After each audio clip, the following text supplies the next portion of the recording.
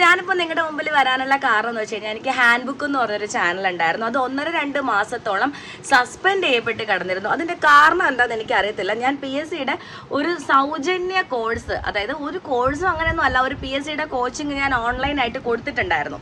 അപ്പം അതിൽ എന്താണ് സംഭവിച്ചതെന്ന് എനിക്ക് അറിയത്തില്ല. എൻ്റെ ചാനലിലേക്ക് ഒരു ഭീഷണിയാണ് ഉണ്ടായത്. എന്ന് വെച്ചാൽ എൻ്റെ ചാനൽ ഇത്ര ദിവസത്തെ അതും ടെർമിനേറ്റ് ചെയ്യപ്പെടും എന്നൊക്കെ പറഞ്ഞിട്ട് യാതൊരു റീസണും എനിക്കില്ലായിരുന്നു. ഞാൻ ഒരുപാട് തപ്പിയിട്ടുണ്ടായിരുന്നു. അപ്പോൾ ഈ ഒരു ചാനലിനെ സംരക്ഷിക്കാൻ വേണ്ടി ഞാൻ മാക്സിമം ചെയ്യാൻ പറ്റുന്നതൊക്കെ ചെയ്തിട്ടുണ്ടായിരുന്നു. പക്ഷേ ഇല്ല, ഞാൻ അപ്പീലിന് പോയിട്ടുണ്ടായിരുന്നു, അതും അവർ റിജക്റ്റ് ചെയ്തു. സോ അങ്ങനെ ഞാൻ വെയിറ്റ് ചെയ്തപ്പോഴത്തേക്കും അവർ പറഞ്ഞെന്ന് വെച്ച് കഴിഞ്ഞാൽ 1.5 മാസം വെയിറ്റ് ചെയ്യണം എന്നാണ് പറഞ്ഞിരുന്നത്. സോ ഞാൻ ഈ കാര്യം എൻ്റെ ചാനലിലൂടെ തന്നെ മറ്റുള്ളവരെ അറിയിച്ചിരുന്നു. എനിക്ക് ഇങ്ങനെ ഒരു ഭീഷണി നേരിടുന്നുണ്ട്, എനിക്ക് എന്ത് ചെയ്യണം എന്ന് അറിയത്തില്ല, ഞാൻ ഇനി എങ്ങനെയാണ് യൂട്യൂബിൽ വീഡിയോസ് ഇടുക അതും എനിക്ക് അറിയത്തില്ല എന്ന് പറഞ്ഞ് ഞാൻ ഈ ഒരു വിവരം അറിയിച്ചിരുന്നു. പക്ഷേ അതിലെനിക്ക് ഉണ്ടായത് ഭയങ്കരമായൊരു സൈബർ ബുള്ളിങ് ആണ്. അതായത് ഏത് തരത്തിലാണ് ഇത് ഉണ്ടായതെന്ന് ചോദിച്ചു കഴിഞ്ഞാൽ ആൾക്കാർ എൻ്റെ പോസ്റ്റിനടിയിൽ വന്ന് കമൻറ്റ് ചെയ്യുന്നത് ഞാൻ ഈ കാര്യം പറഞ്ഞത് റീച്ച് കൂട്ടാൻ വേണ്ടിയിട്ട് എന്നാണ് അവർ പറഞ്ഞത്. അതായത് റീച്ച് കൂട്ടാൻ വേണ്ടിയിട്ട് നമ്മുടെ ചാനലിന് അല്ലെങ്കിൽ PSC വീഡിയോക്കെതിരെ ഭീഷണി ഉണ്ടായിന്ന് കള്ളം പറഞ്ഞു എന്നാണ് പറഞ്ഞത്. അപ്പം ഞാൻ ആലോചിച്ചു, സത്യസന്ധമായിട്ടൊരു കാര്യം പറഞ്ഞിട്ട് മനസ്സിലാക്കാത്ത മനുഷ്യർ അപ്പോൾ ഇതാകുമ്പോഴത്തേക്കും ഒരു വീഡിയോ അത്രത്തോളം റീച്ചിലെത്തുമല്ലോ എന്ന്. ആക്ച്വലി ഒരു 10K എബോ ആൾക്കാർ അത് കണ്ടിട്ടുണ്ടായിരുന്നു. എന്ന് വെച്ചാൽ PSC എന്ന് പറയുന്നത് ആൾക്കാർ ക്രാക്ക് ചെയ്തെടുക്കാൻ വിചാരിക്കുന്ന ഒരു സംഭവമാണ്. അപ്പോൾ അതിന് ഞാനിപ്പോൾ ഒരു റാങ്ക് ലിസ്റ്റിലുണ്ട്. അപ്പോൾ ഞാൻ സ്വന്തമായിട്ട് എൻ്റെ നോട്ട് വെച്ചിട്ട് ഒന്ന് ഹെൽപ്പ് ചെയ്യാമെന്ന് വിചാരിച്ചു. സോ അതിലൂടെ ഞാനും വീണ്ടും പഠിക്കുകയാണ്. ഞാൻ പഠിച്ചതൊക്കെ എൻ്റെ മനസ്സിൽ വീണ്ടും ഉറയ്ക്കുകയും ചെയ്യാണ്. അപ്പോൾ ആ ഒരു സാഹചര്യത്തിൽ അതുകൊണ്ടാണ് ഞാൻ എന്ത് ചെയ്തത്, മറ്റുള്ളവരെ ഒന്ന് ഹെൽപ്പ് ചെയ്യാമെന്ന് പറഞ്ഞ് ഇറങ്ങി തിരിച്ചത്. അല്ലാതെ നിങ്ങളെല്ലാവരും കിടന്ന് ഉറങ്ങുന്ന സമയത്ത് അല്ലെങ്കിൽ നിങ്ങൾ മറ്റു കാര്യങ്ങൾ കണ്ടുകൊണ്ടിരിക്കുന്ന സമയത്ത് എനിക്ക് വേറെ തൊഴിലില്ലാത്തത് കൊണ്ടല്ല. അപ്പം ഞാൻ അങ്ങനെ ഒരു ചാനലിൽ കൂടെ ചെയ്യാമെന്ന് വിചാരിച്ചിട്ടാണ് കേട്ടോ. അപ്പോൾ അങ്ങനെ ഞാൻ ചെയ്തുകൊണ്ടിരുന്ന കുറച്ച് ആൾക്കാരൊക്കെ നല്ല രീതിയിൽ അത് മനസ്സിലാക്കുകയും ആ വീഡിയോ കണ്ട് പഠിക്കുകയും അവരുടെ കമൻറ്റുകൾ പറയുകയും ഞാൻ പറഞ്ഞു കൊടുക്കുമ്പോൾ അവർക്കത് മനസ്സിലാക്കാൻ കഴിയുന്നുണ്ട് എന്ന് പറയുകയും ചെയ്തു. എൻ്റെ പരിമിതമായ സാഹചര്യങ്ങളിൽ നിന്നുകൊണ്ടാണ് ഞാനൊരു ക്ലാസ് അതിനകത്ത് ഇടുന്നത്. അതായത് എനിക്ക് വലിയ ലൈറ്റും സെറ്റപ്പും ക്യാമറയും അങ്ങനെ സ്റ്റാൻഡും ഒന്നും ഇല്ല കേട്ടോ. ഞാൻ ഇതുപോലെ എവിടെയെങ്കിലും ഒരിടത്ത് ചാരി വെച്ചിട്ടാണ് നിങ്ങൾക്ക് ഈ ക്ലാസ്സുകളൊക്കെ എടുത്തു തരുന്നത്.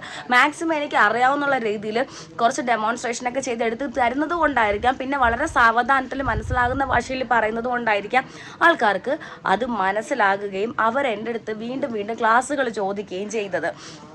സോ എന്നിട്ട് എനിക്കൊരു സ്കൂളിൽ ഞാനിപ്പോൾ ഒരു ജോലിക്ക് പൊയ്ക്കൊണ്ടിരിക്കുകയാണ്. ഡെയിലി വേജസ് ടെമ്പററി ടീച്ചറായിട്ടാണ് പൊയ്ക്കൊണ്ടിരിക്കുന്നത്.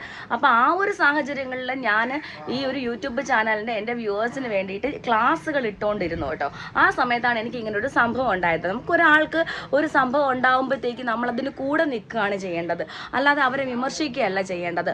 അവരങ്ങനെ ഒരു കാര്യം സത്യസന്ധമായിട്ട് പറയുമ്പോൾ അങ്ങനെയല്ല, നീ പറയുന്നത് കള്ളമാണ് എന്ന് അടച്ചാക്ഷേപിച്ചുകൊണ്ട് പറയുന്നത് ശരിയായിട്ടൊരു പ്രവണതയല്ല.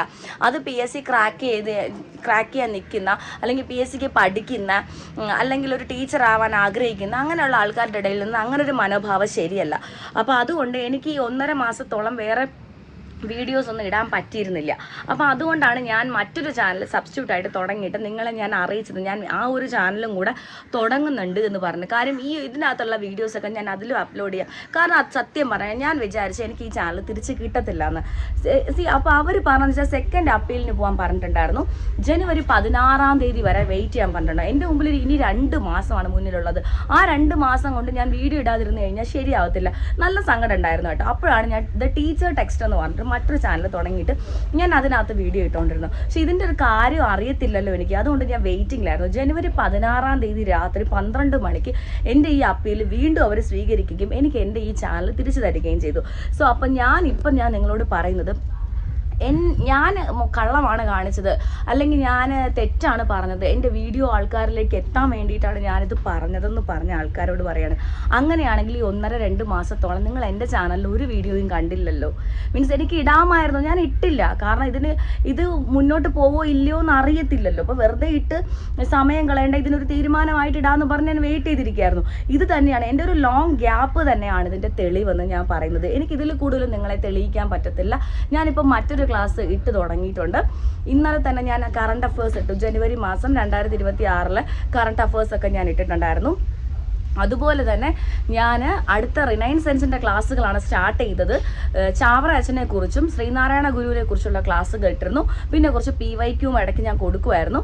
പക്ഷേ ഇപ്പോൾ ഞാൻ സ്റ്റാർട്ട് ചെയ്യുന്നത് വീണ്ടും റിനൈസെൻസിൻ്റെ ബാക്കി തന്നെയാണ്. ഞാൻ ചട്ടമ്പി സ്വാമികളെ കുറിച്ചുള്ള ക്ലാസ് കൊണ്ട് തുടങ്ങിയിട്ടുണ്ട്. എന്തായാലും ഇനി അടുത്ത റിപ്പോർട്ട് എന്നെ അടിക്കുവാണേലും ഇനി മറ്റ് ചാനലുകാരാണോ ഇത് ചെയ്യുന്നത് എന്നൊന്നും എനിക്കറിയത്തില്ല. എന്ത് കാരണം കൊണ്ടാണ് എൻ്റെ ചാനൽ പോയതെന്ന് എനിക്കറിയത്തില്ല. ഞാൻ ചാനൽ പോയത് കൊണ്ട് കുറേ പേര് സന്തോഷിക്കുന്നുണ്ടോ അതും എനിക്കറിയത്തില്ല. കുറേ പേര് വിമർശനങ്ങളായിട്ട് വരുന്നുണ്ട്.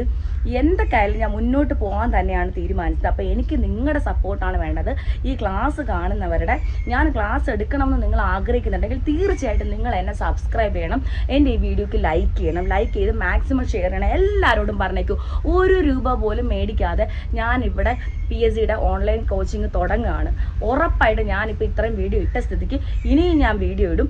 പൈസ ഇല്ലാത്തവർ മാത്രം വന്നാൽ മതി.